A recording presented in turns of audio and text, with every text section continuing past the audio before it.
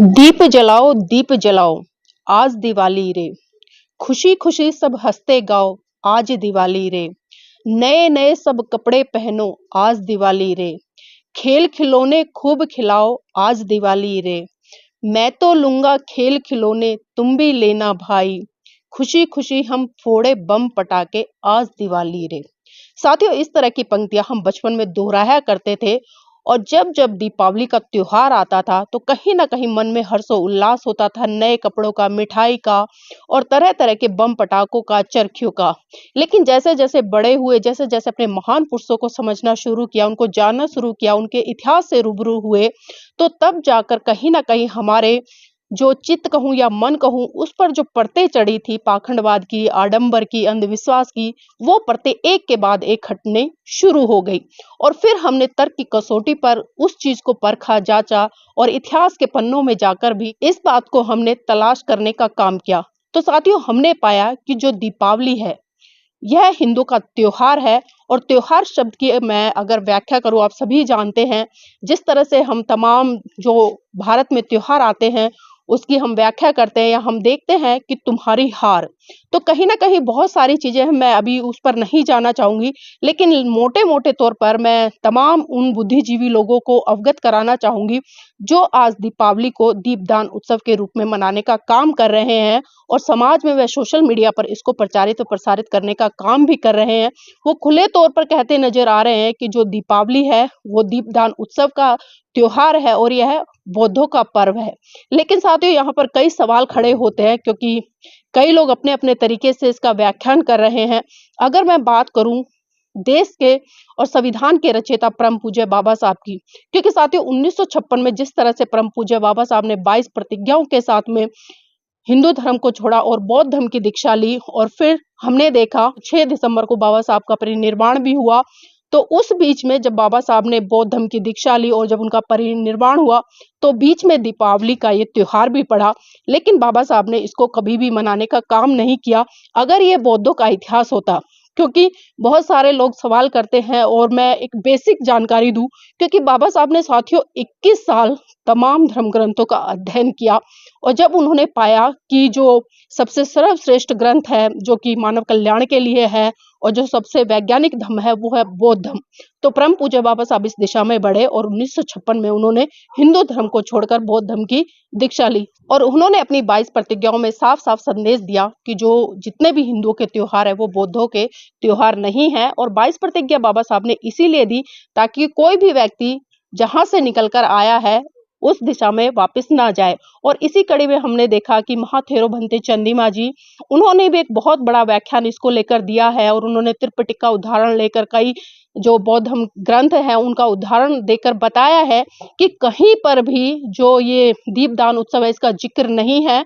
और ये एक तरह से समाज में भ्रांति फैलाने का काम किया जा रहा है कि ये बौद्धों का उत्सव है और दीपदान उत्सव बौद्धों को मनाना चाहिए। लेकिन दूसरी तरफ मैंने देखा कि जो इतिहास के जानकार है प्रोफेसर राजेंद्र जी, वो दीपदान उत्सव का समर्थन कर रहे हैं। और इसी कड़ी में साथियों मैं आपको अवगत करा दूं कि सम्यक प्रकाशन जिसके संस्थापक थे जो बौद्धाचार्य तत्वलीन शांति स्वरूप बोध जी, वो भी इस बात का समर्थन करते आए और उन्होंने तो इस पर एक पुस्तक भी निकाली। और आज तमाम उनके समर्थक, उनके फॉलोवर्स, यहाँ तक कि सम्यक प्रकाशन इस उत्सव को लेकर अपनी प्रतिक्रिया और जो उनके द्वारा जो बुक लिखी गई थी उसको प्रचारित और प्रसारित करने का आज बहुत बड़े स्तर पर पीडीएफ के रूप में काम कर रहा है, उसको फैला रहा है। तो साथियों, मेरे जहन में एक बहुत बड़ा सवाल खड़ा हो रहा है क्योंकि आज जो हमारा बहुजन समाज है, चाहे वो बौद्ध है या किसी भी रूप में है, किसी भी जाति में है, आज हम देख रहे हैं कि जब जो सम्यक प्रकाशन की तरफ से इस कार्यक्रम का आयोजन होता है तो तमाम वक्ता वहां पर आते हैं, चाहे वो प्रोफेसर श्रेणी के हो या इतिहासकार हो या डॉक्टर हो, इंजीनियर हो।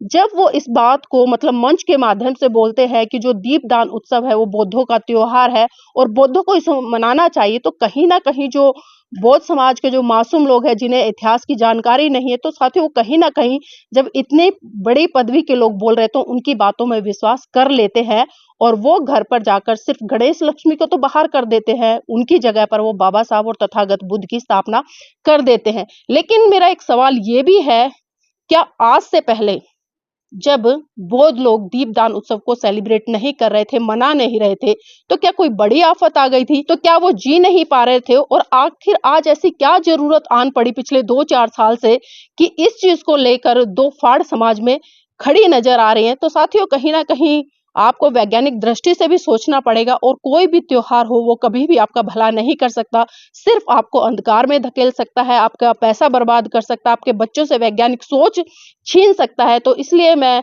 यही कहना चाहूंगी कि जो दीपदान उत्सव है वो बौद्धों का त्योहार नहीं है।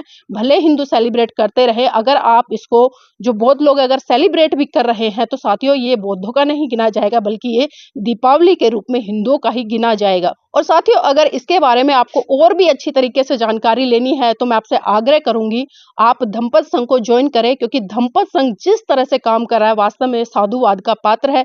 क्योंकि एडवोकेट जय भीम प्रकाश जी लगातार पिछले कई सालों से ग्राउंड पे काम कर रहे हैं, लेकिन जब से उन्होंने धम्मपद संघ की स्थापना की और जब से वो जो भगवान बुद्ध के बेसिक सिद्धांत है, क्योंकि आज देश में तमाम संगठन बने हुए हैं, अपने अपने तरीके से काम कर रहे हैं, मैं किसी की आलोचना नहीं करूंगी, लेकिन जो सही रूप में धम्म भारत के लोगों को देना चाहिए था, आज उस धम्म को देने का काम आदरणीय एडवोकेट जय भीम प्रकाश जी कर रहे हैं। और इसी कड़ी में साथियों, उन्होंने 70 प्रथम वर्ष के आचार्य बना दिए हैं, जो कि वास्तव में बहुत ही सराहनीय काम है। और साथियों, किसी भी लक्ष्य को प्राप्त करने के लिए हमें प्रशिक्षित लोगों की बहुत ज्यादा जरूरत होती है, क्योंकि जब तक लोग प्रशिक्षित नहीं होंगे, जब तक वो जानकारी उनके पास में नहीं होगी जो लोगों को देनी है, तो वो कैसे उस लक्ष्य को प्राप्त करेंगे। और इसी कड़ी में आदरणीय एडवोकेट जय भीम प्रकाश जी लोगों को प्रशिक्षित करने का काम कर रहे हैं, और जो बौद्ध धर्म है उसके गूढ़ सिद्धांत देने का काम कर रहे हैं। तो मैं चाहूंगी कि आप इस भारत को बौद्धमय बनाने की कड़ी में अपना पूर्ण रूप से सहयोग करें। और इसी कड़ी में हम मनाली में है, और मनाली में 4 दिवसीय राष्ट्रीय धम्म प्रशिक्षण शिविर का आयोजन आदरणीय एडवोकेट जय भीम प्रकाश जी ने किया है, और हमें एक मौका दिया है कि हम यहाँ से बहुत कुछ सीख कर जाए और उसको जाकर समाज में डिलीवर करें, ताकि सही मायने में लोगों को धम्म समझ में आए कि आखिर में धम्म क्या है। तो साथियों, मैं चाहूंगी आप इस वीडियो को लाइक करें, शेयर करें और कमेंट के माध्यम से अपनी प्रतिक्रिया जरूर दें। जय भीम, नमो बुद्धाय।